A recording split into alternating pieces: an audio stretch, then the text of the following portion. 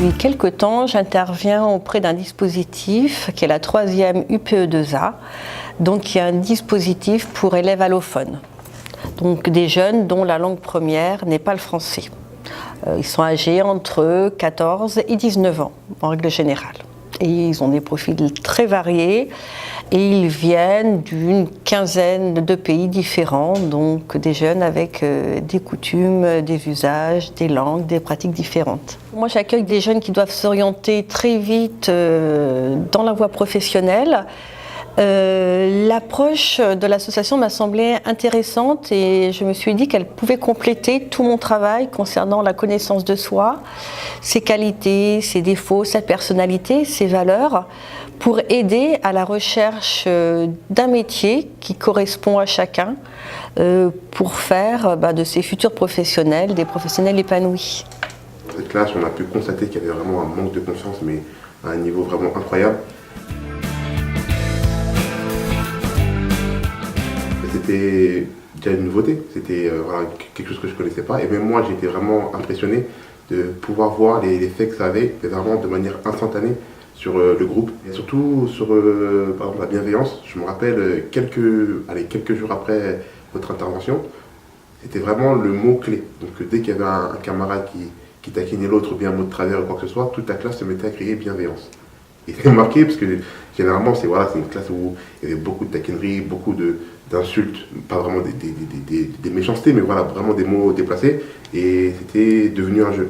Donc à un moment, dès qu'il y avait un camarade qui disait un mot déplacé, tout le monde se mettait à crier bienveillance, et voilà, c'est ce qui m'a marqué, voilà, c'était l'hymne de la classe. Dès qu'il y avait un mot de travers, et sincèrement, même moi, j'ai pas compris tout de suite. Voilà, parce que j'avais déjà oublié, moi, tout ce qui s'était passé il y a 2 heures, parce que voilà, on est dans les programmations, on prépare les cours et qu'on sort, donc je me suis dit, ah, ok, donc c'est ça, ils ont retenu la chose, et voilà, c'est plaisant. Ça a pu déjà d'une compléter les apports que j'ai pu faire aux élèves, et ça m'a semblé vraiment très intéressant pour eux qu'ils aient d'autres personnes, d'autres adultes qui leur transmettent les mêmes informations que moi, mais sous des formes différentes. Ça a été un plus pour la classe, puisque c'est une approche qui est malgré tout un peu différente. Ça a été un travail en groupe, donc ça a renforcé leur un peu introspection. Le côté positif, c'est que, parce que je ne l'ai pas dit, il y avait aussi un gros problème de mixité. Il y avait vraiment les filles à côté et les garçons de l'autre. Et c'était vraiment très compliqué de pouvoir les mélanger.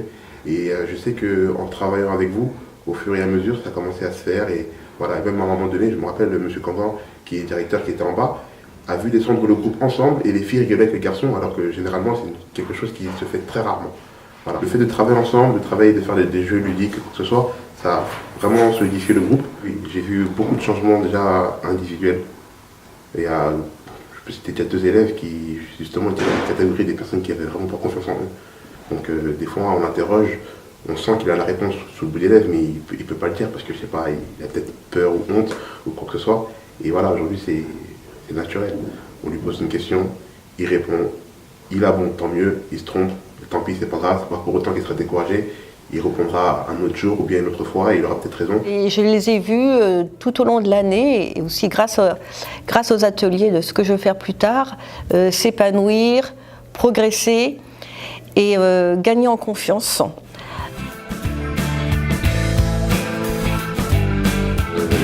Je dis que c'est magique, c'est vraiment quelque chose de magique parce que sincèrement c'est un élève qui ne pouvait pas rester plus de 5 minutes assis, voilà, sans causer des problèmes, enfin sans se disputer avec un camarade ou bien se lever ou même simplement aller au front avec le professeur et dire non, ce que vous dites moi ça ne m'intéresse pas, il se levait de la salle et il sortait quoi.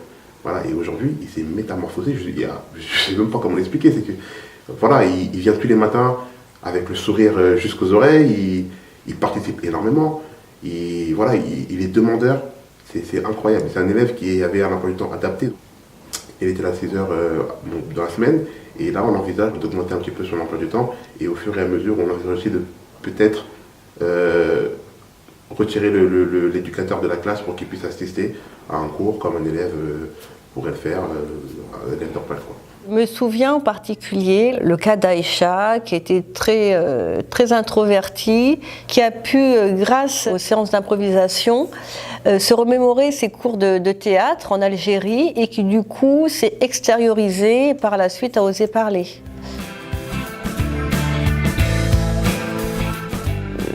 Ce qui m'amuse aussi, c'est que je me rends compte que même les personnes les plus réservées retiennent beaucoup de choses et n'ont pas trop peur d'y aller. On se rend compte aussi de la finesse et des potentiels de certains. Certains aussi se découvrent des capacités en tant qu'animateur, communicant. C'est une vraie richesse et puis je peux rebondir aussi sur certaines choses, certaines anecdotes lors des cours, ce qui appuie encore plus mes dires. Ils sont très contents, d'ailleurs ils redemandent régulièrement s'il y aura d'autres ateliers, quelles sont les dates, quand est-ce que vous allez revenir. Ils sont toujours impatients et puis toujours très touchés par l'attention qu'on leur porte pour les aider à être bien et à progresser. Donc il y a une très grande reconnaissance. Et je trouve que c'est important aussi d'avoir plusieurs repères et d'être conseillés, d'être orientés et ils savent sur qui ils peuvent compter.